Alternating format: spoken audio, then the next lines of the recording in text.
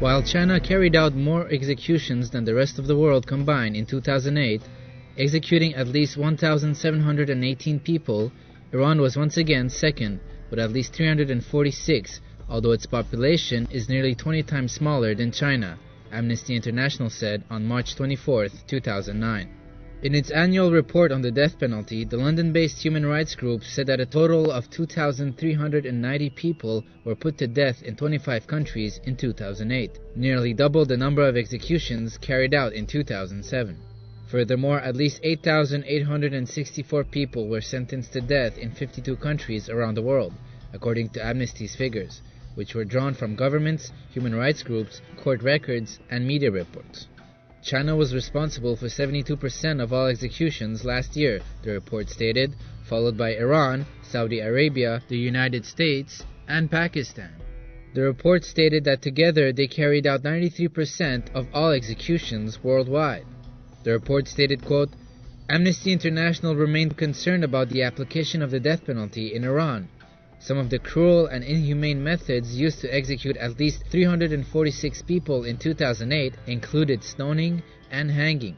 The human rights group also expressed concern about the continued execution of prisoners in Iran who were under the age of 18 at the time of the alleged offense, saying that the Islamic Republic put to death 8 juvenile offenders in 2008 in flagrant violation of international law. The European Union on March 18th also expressed concern regarding the human rights situation in Iran, in a statement ahead of the 33rd anniversary of the International Covenant on Civil and Political Rights.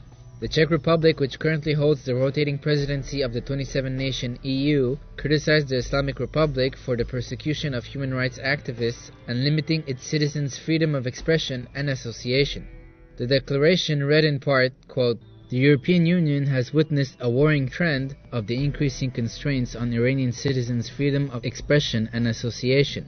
Human rights defenders, journalists, students, trade unionists, and others peacefully expressing their views or opinions are often charged under the vague auspices of public security. Meanwhile, on March 22nd, the website of the human rights activists in Iran published its annual report in which it called the violation of human rights in that country during the past Iranian calendar year, ending on March 19, 2009, systematically engineered, and reported of the widespread crackdown on political, civil society, social, and cultural activists.